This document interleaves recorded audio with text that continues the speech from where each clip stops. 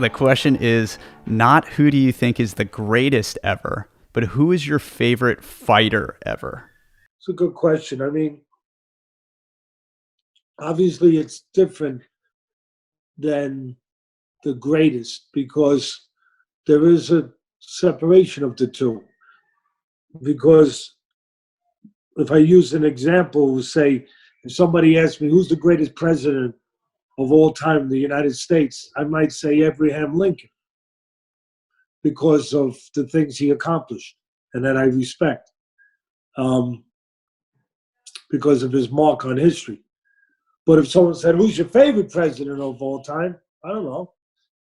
I don't know. I'm not. I might say Ronald Reagan or somebody because maybe because his personality, because I thought he was a good president. But I like maybe his quotes. I like the way he talked. Mm-hmm. You know. So those are the differences. Um, and also one other thing before I answer it. When you answer a question like this, I think for me, you have to make a criterion. Uh, you have to come up with a formula that you think insists on gives you the best chance to coldly get to the right answer. And for me, my favorite fighter, I would have had to have seen him Mm. in real life. It had to be around my times, modern times more, if you will. I think I'm still modern times. We're doing this via Zoom, and you're basically being beamed to me from Staten Island. So I'd say we're in modern times here. Beat me up, Scotty. So for me, the favorite fighter has to be someone I saw. The greatest fighter doesn't have to be. It could be someone I watched film on. I was blessed. I got a chance to watch the film with Customato. Jim Jacobs would send it up to Catskill. I could have watched film, 16 millimeter, or I could have just read about their accomplishments and the documentations of who they fought and and and who they beat and just go by black and white facts to come up with my thought about the greatest of all time. I didn't have to see them in person. But favorite, I think it's important you saw them. Because I think part of your favorite is, like I said about the difference with the president, Rob, how they make you feel. Yeah. That's what your favorite is. Yeah, it's about how good they are, but it's your favorite. It ain't yours. It's mine. He's mine. It's like my grandson. That's mine. It's JoJo's. That's mine. Yeah, that's yours. So how does it make me feel? It's a tough question. Very difficult because there's so many great ones. So I'm only answering because your last name is Riley, and it's my mother's maiden name. But it's a real tough one. I'm going to say Sugar Ray Leonard. Wow, that's awesome. Love it. He was so good, Rob, and he made me feel good when he won the gold medal in the '76 Olympics with the other five guys from the team, the greatest Olympic team ever. I think the Spinks brothers, Leo Randolph, Howard Davis Jr., and they all won world titles except Howard Davis Jr., who came very close. And funny thing was, Howard Davis Jr. was a Val Barker Award winner for the best boxer in the Olympics, and Wow. and and he was the only one that didn't win the world title, but he was a great boxer and a real traditional boxer.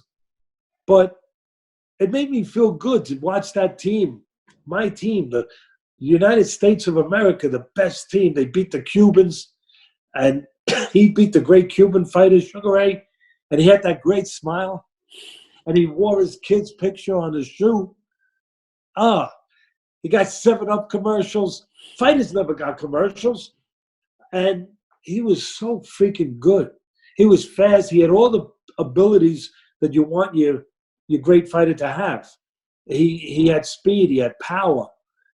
He had and all the other qualities. He had IQ. He could go inside. He could box. He could do so many dimensional things. And at the end of the day, he was a freaking pit bull terrier when he had to be, like he was in the Hearns first fight with Hearns when he was behind. And Angelo Dundee, the late great Angelo Dundee, great cornerman, said, "You're blowing it, kid. You're blowing it."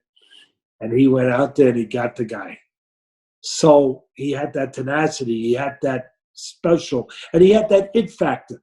When he got in the ring, he belonged there. He lit up the ring. Oh, he was good. Oh, he was good. Oh, and he's so good. Everyone out there knows that I love the guys from the 20s to 30s, the golden era of boxing, where you're never going to have that era again. Can't exist. Where fighters fought 30 times a year, had 300 fights, 200 fights, 100 knockouts. The best were fighting the best. I mean, it's the golden era. Great fighters. But he's one of the fighters that I put in any era. That's how good he was. I put him in any era. That's just, like I said, that's how damn good he was. And, you can't have a favorite and a B and an A and a B. I'm capable of that. You know that. I do indeed. I'm not going to do it. Well, I'm just going to say that, and I also love Roberto Duran and Pernell Whitaker. But you got to pick one. There it is.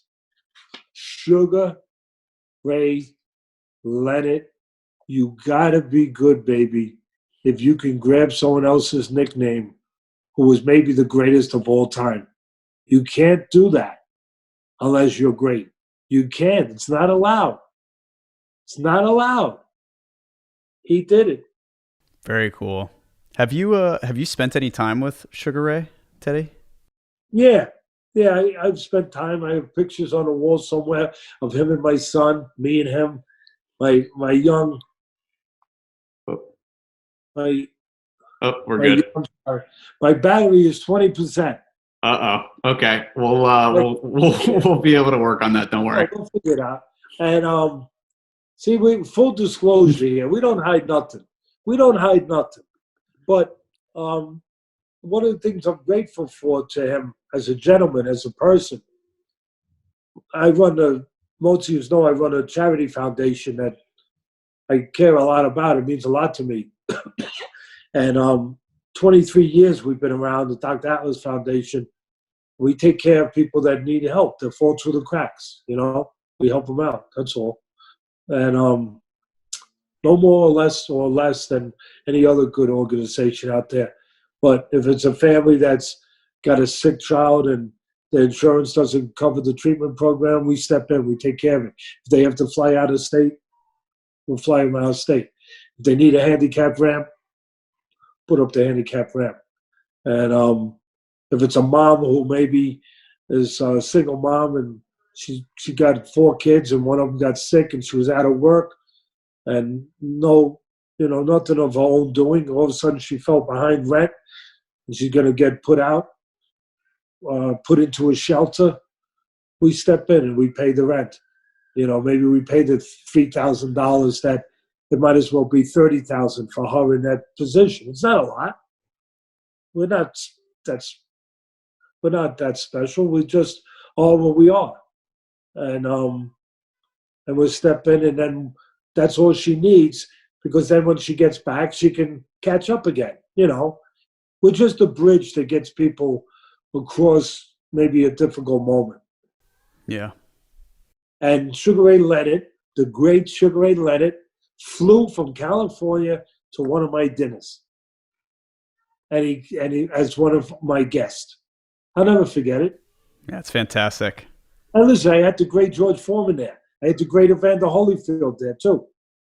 But when he flew in there, it was pretty damn good. And we had an artist. Matter of fact, he's the same guy who does this painting that we always see. And behind me of my dad, he's passed now, but he was a great artist, Gabe Perillo. He was a good man, and he would always come to my foundation and always give me a painting So when he heard that Sugar Ray Leonard was going to be a guest, he said, Teddy, I'm going to paint a picture, a portrait of him, and you auction it off. Well, he painted an auction. We painted the picture. We auctioned it off, Rob, that night. And, of course, Sugar Ray got up, auctioned it off, and he signed it. We got $20,000 for it. Wow. $20,000. That's awesome. Sugar Ray Leonard's awesome.